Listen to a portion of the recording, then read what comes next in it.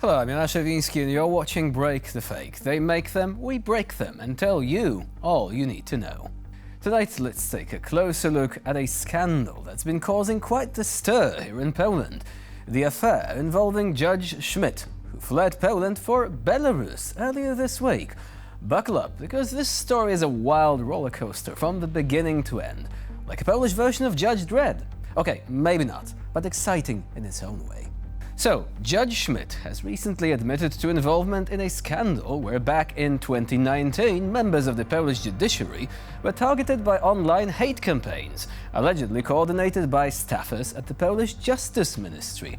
Apart from Schmidt, also mired in the scandal was his wife, known under the pseudonym of Little Emmy, who was involved in attacking judges opposing changes in the judiciary system proposed by the then Minister of Justice, Ziobro. But wait, there is more. In addition to his online shenanigans, Schmidt also lost his job as the boss of the legal department at the Polish National Court Register in 2019. Quite the fall from grace, isn't it? Still, the plot thickens even more.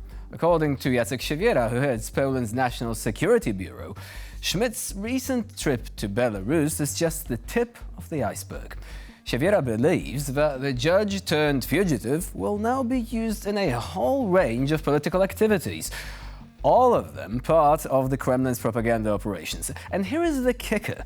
Siewiera thinks that Schmidt could have been an important player in Russia's operations here in Poland, claiming repression but actively involved in selecting candidates for recruitment for Russia or Belarus, or both. The valiant ex-judge has already made a name for himself in the court of the Kremlin jesters, earning the attention of none other than Vladimir Solovyov, the Knight of the Crimson Nose. And we all know Solovyov would never let such an opportunity slide. Yes, they told you that they couldn't really talk due to technical issues, but in the end, they did connect to provide us with this epic piece of Russian journalism. Notice the sarcasm. Jeżeli chodzi o potencjalne wejście wojsk Polski na zachodnią Ukrainę, to mówił Naryszkin, człowiek, który ma o wiele większą wiedzę niż ja na przykład. Я просто не очень могу понять, вообще в истории спецслужб были когда-нибудь такого рода дела, когда бы обвиняли судей в шпионаже? Потому что по роду вашей деятельности, при всем уважении, у вас нет возможности вербовки носителей секретов. Вы им выносите приговоры, а не вербуете. Вы с ними потом нигде не встречаетесь. To prawda, ja nie słyszałem takiej historii, żeby sędziego swój własny kraj obwinił o szpionaż.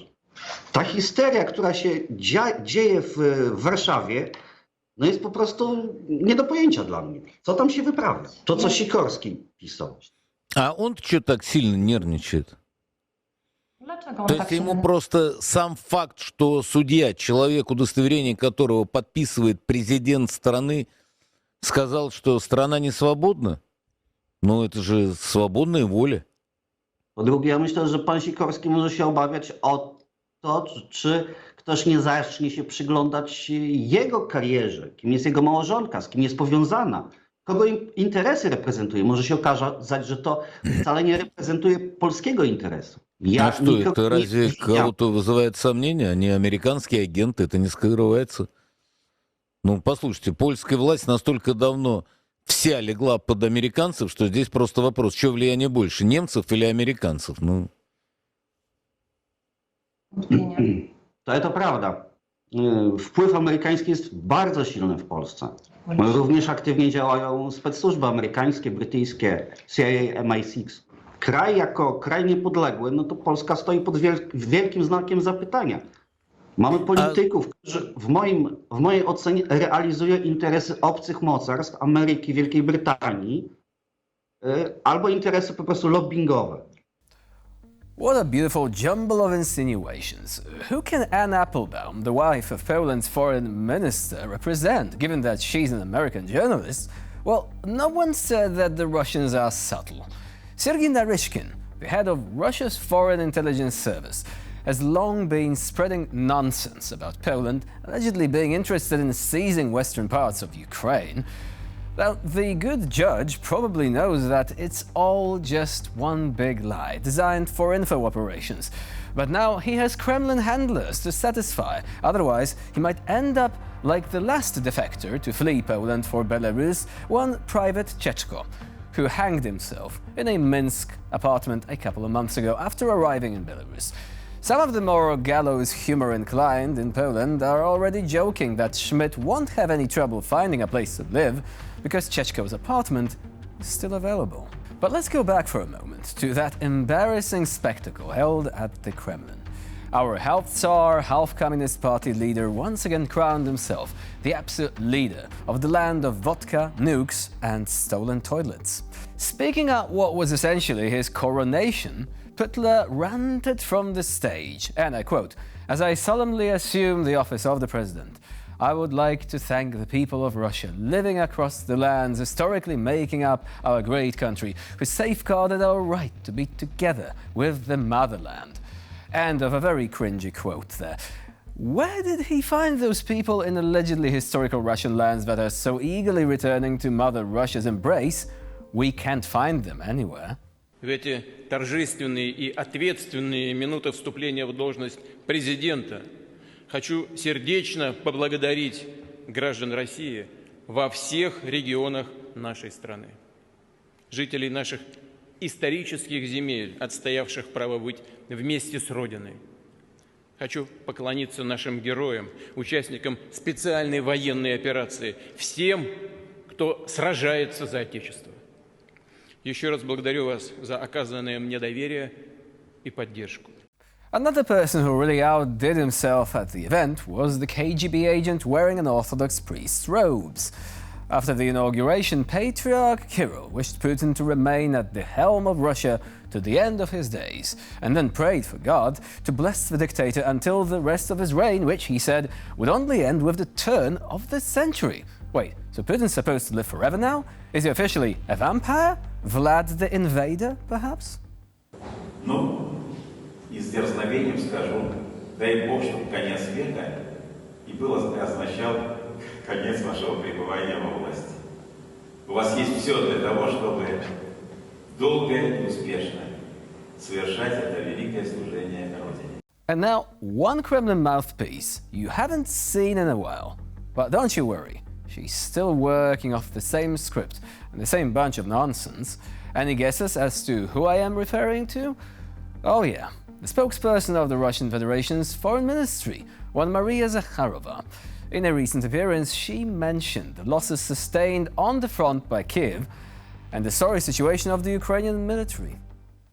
Я не знаю, как правильно это сказать, какие потери несет киевский режим и насколько плачевно его положение непосредственно там, на передовой. И, соответственно, вот эта злоба и агрессия вымещается на гражданском населении, на гражданских объектах. Это и Донбасс, и Белгород, и другие точки. Собственно говоря, все это поощряется, спонсируется и полностью не просто прикрывается, а полностью оплачивается индульгенция на такой вид деятельности именно Вашингтоном, Лондоном, коллективным Брюсселем, в котором больше всех отличается, конечно, Париж. Ну, за ним пытается поспеть еще и Берлин. Соответственно, были приняты такие действия, о которых я сказала, по линии вооруженных сил Российской Федерации. Ну и, собственно говоря, было в развитии дано заявление Министерства иностранных дел, раскрывающее нашу мотивацию. Помните, у нас же есть ряд блогеров, которые как-то нам все время говорили, что мы не отвечаем, а когда мы говорим, что будем отвечать, это все просто пустые слова. Нет, это не пустые слова.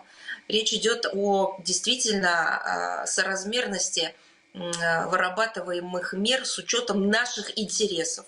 Не просто ответные меры, это меры, которые вырабатываются не для политеса, а для поддержания и обеспечения нашей безопасности, наших интересов, их защиты, их продвижения.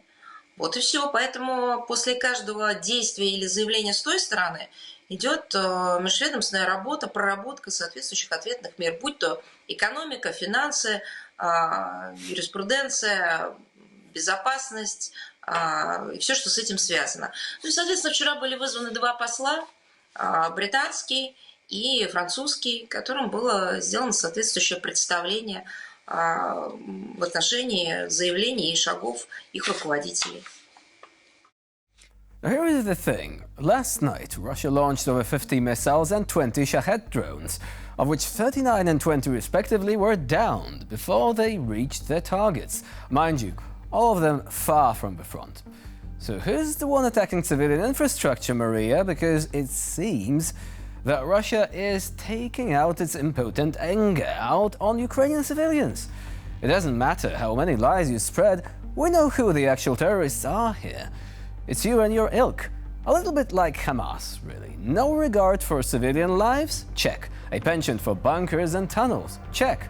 Plus, leaders who shun frontline hardships in favor of luxury living? Check. Absolutely. There you go. And with this, we end this episode of Break the Fake. Please stay with us here on TVP World for more latest news and updates.